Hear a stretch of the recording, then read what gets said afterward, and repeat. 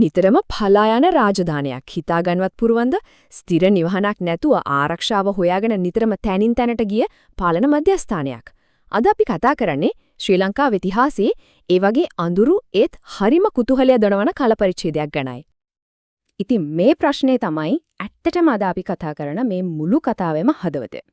ශ්‍රී ලංකාවේ පැවති ශ්‍රේෂ්ඨතම යුගයක් අවසන් වුණාට පස්සේ ඒ ඇතිවුණු හිස්තන පුරවන්න ගත්තු උත්සාහය. ඒ ගමනේදී මුහුණ දුන්නු අභියෝග. අන්න ඒ ගැනයි අපි කතා කරන්න යන්නේ. ඇත්තටම අවුරුදු 200ක් හිතන්න. පරම්පරා කීයක්ද? එක තැනක ස්ථාවර වෙන බැරිව අගනුවර එක තැනකින් තව තැනකට මාරු වෙමින් ගිය කාලයක්. ඉතින් ඇයි මෙහෙම දෙයක් උනේ? ඒ ගමන අවසන් උනේ කොහොමද? අපි මේ කතාවේ මුල ඉඩම හොයලා බලමු. හරි අපි එහෙනම් කතාවේ මුලටම යමු. මේ හැම දෙයකම ආරම්භය තමයි ඒ කාලේ ලංකාවේ තිබුණු අති බලවත් රාජධානියක් වුණු පොළොන්නරුවේ බිඳවැටීම. මේ තමයි හැමදේම කන පිට පෙරලපු අවුරුද්ද. ක්‍රිස්තු වර්ෂ 1215. ඉන්දියාවේ කාලිංග දේශයෙන් ආපු මාග කියන ආක්‍රමණිකයා පවති පාලනය විතරක් නෙවෙයි මුළු සමාජ ක්‍රමයම දෙදරවල දැම්මා. පොළොන්නරුවේ බලය එහෙම්මම බිඳවැටුණා. මේක දිහා බලදි තමයි තේරෙන්නේ ඒ බිඳවැටීම කොච්චර දරුණුද කියලා. බලන්නකෝ අනුරාධපුරය අවුරුදු 1500ක් ස්ථාවරයි. පොළොන්නරුව අවුරුදු 150ක්. ඊට පස්සේ එකපාරටම අවුරුදු 200ක් ඇතුළත අගනුවරවල් 5ක්. එකෙන් කියවෙන්නේ මොන වගේ අස්ථාවර බවක්ද? හොඳයි. එහෙනම් මේක තමයි අපේ කතාවේ ලොකුම ප්‍රශ්නය. ඇයි මේ අගනුවර දිගින් දිගටම මාරු වුනේ? මේක නිකම්ම අහම්බයක් නෙවෙයි. මේකට බලපාපු බොහොම පැහැදිලි ප්‍රධාන හේතු දෙකක් තිබුණා. ඉතින් පළවෙනිම දේ තමයි ආරක්ෂාව. බොහොම සරලයි. නිතරම එන ආක්‍රමණ වලින් අභ්‍යන්තර ගැටුම් වලින් බේරිලා ඉන්න ස්වභාවිකවම ආරක්ෂිත තැනක් ඕන වුණා. දෙවැනි කාරණේ තමයි ආර්ථිකය. ඒ කියන්නේ ලෝක වෙළඳාමේ රටාව වෙනස් වෙනවා. වියලි කලාපයේ තිබුණු ඒ දැවන්ත වාරි පද්ධති විනාශ වෙලා. අලුත් සල්ලි තිබුණේ කුළුබඩු බහුල තෙත් කලාපයේ. මේ සිටියමෙන් ඒ ගමන හරි අපූර්වට පේනවා නේද? බලන්න පොළොන්නරුවේ ඉඳලා ඒ කියන්නේ වියලි කලාපයේ ඉඳලා රාජධානියේ බල කේන්ද්‍රේ ටිකෙන් ටික නිරිත දෙසට තෙත් කලාපයේ පැත්තට ඇදිලා යන විදිහ. මේක නිකම්ම නගර මාරුවක් නෙවෙයි. රටේ හදවතම වෙනස් වෙනවා වගේ දෙයක්. හරි. අපි එනම් මේ ගමනේ පළවෙනි නැවතුම බලමු. ඒ තමයි දඹදෙනිය.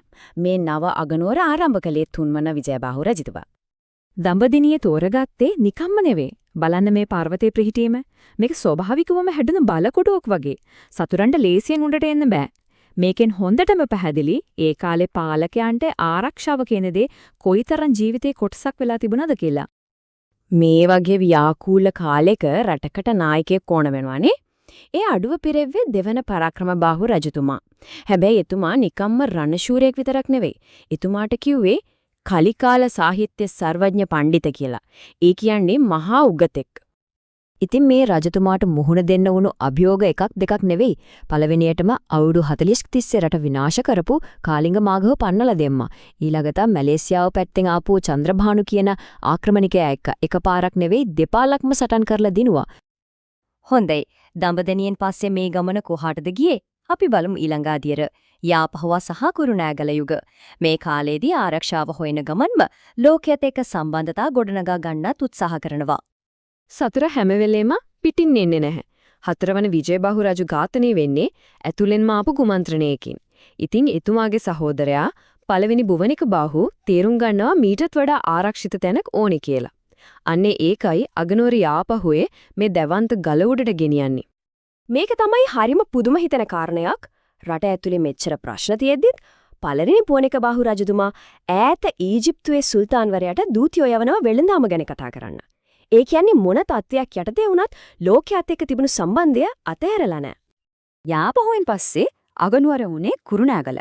පුදුම දේ තමයි මේ හැම අස්ථාවර බවත්ම මැද්දේ කුරුණෑගල කියන්නේ විශාල සංස්කෘතික ප්‍රබෝධයක් ඇති වුණු තැනක්.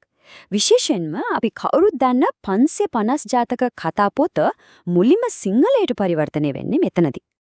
හරි. දැන් අපි එන්නේ ගම්පොළ යුගයට. මේ වෙනකොට ලංකාවේ දේශපාලනේ තවත් සංකීර්ණ වෙලා. එක තැනක බලයක් නැහැ.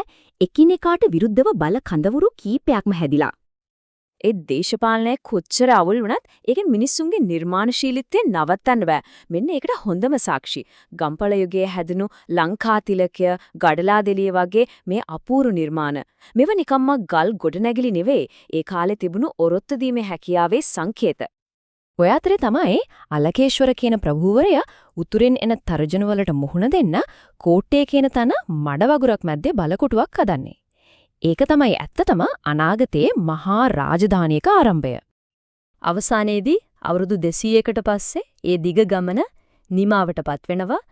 කෝට්ටේ අගනුවර බවට පත්වීම නැවතත් රටට ස්ථාවරත්වයක් ලැබීමේ කූටප්‍රාප්තිය කිව්වොත් නිවැරදි. මේ යුගයේ වීරයා තමයි 6 වන පරාක්‍රමබාහු රජතුමා. එතුමා යාපනීය රාජධානියත් යටත් කරගෙන මුළු ලංකාවම එකම පාලනයක් යටතට ගේනවා. ඇත්තටම ඉතිහාසයේ දේශීය පාලකයෙක් යටතේ මුළු ලංකාවම එක්සේසත් වුණු අන්තිම අවස්ථාව තමයි මේ. ඉතින් ස්ථාවර නිවහනක් ලැබුණාම මොකද වෙන්නේ? රටේ හැම අතින්ම දිනුවක් ඇති වෙන කෝට්ටේ යුගය කියන්නේ ඒ වගේ කාලයක්.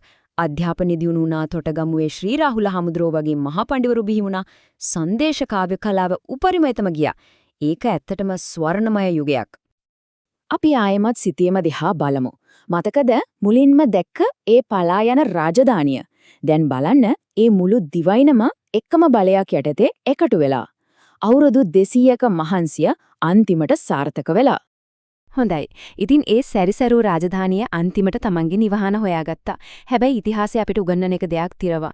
ඒ තමයි කිසිම සුවර්ණමය යුගයක් සදාකාලික නැහැ කියන එක. මේ ජයග්‍රහණයෙන් පස්සේ මොන වගේ අභියෝගයක් නැත්ත. ඒක සමහර වෙලාවට තවත් දවසක කතා කරන්න ඕන කතාවක්.